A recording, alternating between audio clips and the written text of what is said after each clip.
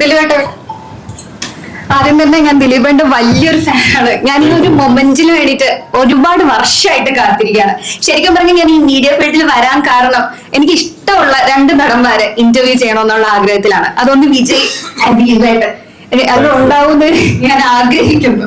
And ഒരു question, title card കണ്ടായിരുന്നു എല്ലാവർക്കും. ലൈക്ക് ഏതൊരു ദിലീപ് ഫാനിനും മനസ്സിൽ കൊള്ളുന്ന ഒരു ടൈറ്റിൽ കാർഡായിരുന്നു അത്. ദിലീപേട്ടന്റെ നന്ദി സൂചകമായിട്ടുള്ള വാചകങ്ങൾ. ഈ ഒരു നിമിഷം ഇപ്പൊ മൂവി ഇറങ്ങി സക്സസ്ഫുൾ ആയിട്ട് റൺ ചെയ്യുവാണ്. ഈ ഒരു നിമിഷം ആരാധകരോട് അല്ലെങ്കിൽ പ്രേക്ഷകരോടായിട്ട് ദിലീപേട്ടൻ എന്താണ് പറയാനുള്ളത്?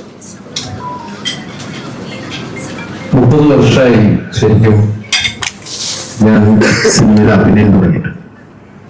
91-ലാണ് ഞാൻ ആദ്യമായിട്ട് സിനിമയിൽ വരുന്നത്, വിഷ്ണുലോകം. അതിനുശേഷം ആ സമയത്ത് മിമിക്രി ഉണ്ടായിരുന്നു. അവിടെയും ശരിക്കും പറഞ്ഞ പ്രേക്ഷകരായിട്ടുള്ള ബന്ധത്തിൽ തന്നെ പോയിക്കൊണ്ടിരുന്നു. 95-ന് അഭിനയം തുടങ്ങി. ഈ 30 വർഷത്തിനിടയിൽ എനിക്ക് ഒരുപാട് വ്യത്യസ്തങ്ങളായിട്ടുള്ള വേഷം ചെയ്യാനുള്ള അവസരം പ്രിയപ്പെട്ട പ്രേക്ഷകർ തന്നു. ഓരോ പ്രതിസന്ധി ഘട്ടത്തിലും എനിക്ക് ഒരു വിജയം വേണമെന്ന്, അതിനത് ആവശ്യമാണ് എന്ന് പ്രേക്ഷകർക്ക് തോന്നുന്ന നിമിഷത്തിൽ എല്ലാം അവർ ഓടി വന്നിട്ടുണ്ട്. ഈ സിനിമയെ ഞാൻ അങ്ങനെയാണ്. എന്റെ ഒരു 100ാമത്തെ സിനിമ എന്ന് പറഞ്ഞൊരു സിനിമ വരുമ്പോൾ ആ സിനിമ ഒരു പരാജയമായിരുന്നു എന്ന് പറയുമ്പോൾ പിന്നെ 150 പ്രസക്തിയൊന്നുമില്ല. അതങ്ങനെ നടക്കും. ഒരു കലാകാരനെ സംബന്ധിച്ച് വിജയമുണ്ടോ പരാജയമൊക്കെ ഉണ്ടോ അതൊക്കെ. പക്ഷെ ചില മൈൽ സ്റ്റോൺസ് എന്ന് പറഞ്ഞില്ല. ഒരു കലാകാരനെ സംബന്ധിച്ച് 100 സിനിമ ചെയ്യാൻ സാധിച്ചു, അല്ലെങ്കിൽ 150 സിനിമ ചെയ്യാൻ സാധിച്ചു. എന്നേക്കാൾ കൂടുതൽ ഏറ്റവും കൂടുതൽ സിനിമ ചെയ്ത ഒരു മഹാ കലാകാരനാണ് ഇരിക്കുന്നത്. പിന്നെ എണ്ണം പോലും പിടിച്ചെടുത്തൊന്നും വിചാരിക്കുക. അമ്മാതിരി സിനിമകളുള്ള ഒരാളാണ്. അപ്പോ 100ാമത്തെ സിനിമ കഴിഞ്ഞ് 150ാമത്തെ സിനിമയിൽ എത്തി നിൽക്കുമ്പോൾ അതും യാദൃശ്ചികമായിട്ട് മനസ്സിലാകുന്നുണ്ടെങ്കിലും ആ സമയത്ത് ഒരു കുടുംബ പ്രേക്ഷകർക്കുള്ള ഒരു കഥയുമായിട്ട് എത്തുക എന്ന് പറയുന്നത് ദൈവനിയോഗമാണ്. അത് എനിക്ക് ഏറ്റവും കൂടുതൽ വിജയം ആവശ്യമുള്ള ഒരു സമയത്തേക്ക് വേണ്ടി വെച്ച ഒരു സിനിമ പോലെ. അതിനാണ് ഞാൻ പ്രിൻസ് ആൻഡ് ഫാമിലി പല പേരുകൾ പറഞ്ഞു. അവസാനമാണ് അവർ പറഞ്ഞ ഒരു പ്രിൻസിന്റെ കഥയാണ് ഈ സിനിമയ്ക്ക് പ്രിൻസ് ആൻഡ് ഫാമിലി. അതാണ് കാരണം ഇത് കുടുംബ പ്രേക്ഷകരുടെ സിനിമയാണ്. കുടുംബം എന്ന് പറയുമ്പോൾ കൊച്ചു കുട്ടികൾ മുതൽ ചെറുപ്പക്കാരും ചെറുപ്പക്കാരികളും അതുപോലെ ആ ഒരു മധ്യപ്രായത്തിലേക്ക് കയറുന്ന ആളുകള്, പ്രായമായ ആളുകള് ഒക്കെയുള്ള അതാണല്ലോ കുടുംബം. എല്ലാവരും ചേർത്തിട്ടുള്ള ഒരു പാക്കേജാണ്. അല്ലാണ്ട് ഇത് യൂത്തിന്റെ സിനിമയാണ് അല്ലെങ്കിൽ ഇത് സ്ത്രീകൾക്ക് മാത്രം, അങ്ങനെയല്ല. ഇതൊരു പാക്കേജാണ്. ഇത് ശരിക്കും പറഞ്ഞാൽ യൂത്തിന്റെ സിനിമയല്ലേ.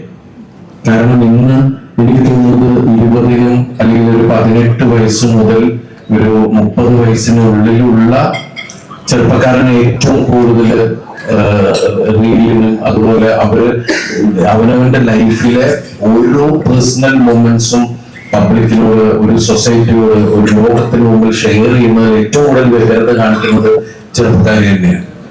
അത് ആൺകുട്ടികളായാലും പെൺകുട്ടികളായാലും. അപ്പൊ അതിലെ ഒരു കഥാപാത്രത്തിന് അല്ലെങ്കിൽ സമൂഹത്തിൽ നമ്മൾ കാണുന്ന ഒരാളെയാണ് ഇതിൽ മെയിൻ ഒരു ക്യാരക്ടറായിട്ട് നമ്മൾ എടുത്തിരിക്കുന്നത്. ആ വേഷമാണ് റാണി ചെയ്തത്. റാണി ചെയ്ത ആ വേഷം ഇത്രയും പെട്ടെന്ന് അത് സ്വീകരിക്കപ്പെട്ടത് എന്തുകൊണ്ടെന്നാൽ നമ്മുടെ മുമ്പിലുള്ള ഒരുപാട് പേരെ നമ്മൾ അത് ഓർമ്മപ്പെടുത്തുന്നുണ്ട്. അത് നമുക്ക് അന്യമല്ല കഥാപാത്രം. ഈ സിനിമയിലെ മുഹൂർത്തങ്ങളും നിങ്ങൾക്ക് അന്യമല്ല. അതുകൊണ്ട് തന്നെയാണ് ഈ സിനിമ 2 കഴിഞ്ഞിട്ട് സ്വീകരിച്ചത് പ്രേക്ഷകർ. ആ പ്രേക്ഷകരോട് തീരാത്ത നന്ദി കടപ്പാടും അറിയിക്കുന്നു, എന്റെയും എന്റെ കുടുംബത്തിന്റെയും. ദിലീപേട്ടന്റെ പ്രിൻസ് ആൻഡ് ഫാമിലിയിലാവട്ടെ, രാമലീലയിലാവട്ടെ, അതിലെ കഥാപാത്രങ്ങൾ പറയുന്ന ഓരോ ഡയലോഗുകളും ദിലീപ് എന്ന വ്യക്തി സമൂഹത്തോട് പറയാൻ ഉദ്ദേശിക്കുന്ന കാര്യങ്ങളുണ്ടെന്ന് ആ കഥാപാത്രത്തിലൂടെ പറയാൻ ഉദ്ദേശിക്കുന്നുണ്ട്. അപ്പൊ അത് യാദൃശ്ചികമായിട്ട് സംഭവിക്കുന്നതാണോ അതോ ദിലീപ് എന്ന വ്യക്തി അത് ബോധപൂർവ്വം ആ സമൂഹമായിട്ട് സംവദിക്കാൻ വേണ്ടി തന്നെ ഡയലോഗുകളാണ്? അതിൽ ഓരോ കഥാപാത്രങ്ങളിലൂടെ വരുന്ന ഡയലോഗുകൾ ഒരിക്കലുമില്ല. രാമലീല എന്ന് പറഞ്ഞ സിനിമ ചെയ്ത് ഫുൾ ഷൂട്ടിംഗ് തീർന്ന് ഫുൾ ഡബിങ് തീർന്ന സിനിമ. അതിനുശേഷമാണ് നിങ്ങൾ കണ്ടത് എന്റെ ജീവിതത്തിലുണ്ടായ വിഷയം. പക്ഷെ സിനിമയും റിയലും തമ്മിൽ എന്തോ ഒരു കണക്ഷൻ ഏതോ സംഭവിച്ച പോലെ അത് യാദൃശ്ചികമാണ്. അതിനെ കൂടുതൽ അറിയാനുള്ള ജിജ്ഞാസ പ്രേക്ഷകർക്കുണ്ടായത് ഇതിൽ ഏതാണ് റിയൽ എന്ന് പറയുന്ന അവസ്ഥയിലേക്കത്. അത് ചില അങ്ങനെ സംഭവിക്കില്ല. ഒരിക്കലും എനിക്ക് പറയാനുള്ള കാര്യങ്ങൾ ഞാൻ സിനിമയിലൂടെ പറയാൻ ശ്രമിച്ചിട്ടില്ല. എന്റെ കഥാപാത്രം എന്ത് പറയുന്നു അതാണ് നിങ്ങളിലേക്ക് എത്തിച്ചിട്ടുള്ളത്. കഥാപാത്രം സംസാരിച്ചിട്ടുള്ളത് അങ്ങനെ മനഃപൂർവ്വം അത് എന്റെ റൈറ്റേഴ്സും സമ്മതിക്കില്ല. ഞാൻ വന്നിട്ട് ഇതൊന്നും കേട്ടിക്കോട്ടെ എന്ന് പറഞ്ഞു കഴിഞ്ഞാൽ അത് അങ്ങനെ പറയുന്ന സാധനങ്ങൾ മുളച്ചു നിൽക്കുന്ന തന്നെയാണ്. അതിന് ഫീൽ ഉണ്ടാവില്ല. അത് വേറെ ആളെ അടിക്കാൻ വേണ്ടി ഉപയോഗിക്കണം. ഇപ്പൊ ഞാൻ സത്യം പറഞ്ഞാൽ ഇത്രയും കാലം എനിക്ക് തോന്നുന്നു കഴിഞ്ഞ 8 വർഷമായിട്ട് ഞാൻ പ്രസിന്റെ പോലും സംസാരിച്ചിട്ടില്ല സിനിമയെ കുറിച്ചല്ലാത്ത ഒരു വിഷയവും. കാരണം എനിക്ക് അതിനുള്ള സ്വാതന്ത്ര്യമില്ല. എനിക്ക് ഇന്നത് സംസാരിക്കാൻ പാടില്ല, ഇന്ന സംസാരിക്കും. പക്ഷെ ദൈവം എനിക്ക് നിങ്ങളോട് സംസാരിക്കാവുന്ന ഒരു ദിവസം തരും. ആ ദിവസത്തിനെ നമുക്ക് കാത്തിരിക്കാം. അല്ലെ സിനിമയിലൂടെ എനിക്ക് പറയാനുള്ളത് ഞാൻ പറയില്ല. സിനിമയിലൂടെ പറയുന്നത് എന്റെ കഥാപാത്രം ആവശ്യപ്പെടുന്നത് അല്ലെങ്കിൽ ആ സിനിമയിലെ സിറ്റുവേഷൻ ആവശ്യപ്പെടുന്നത് എന്റെ കഥാപാത്രം സംസാരിക്കുന്നു.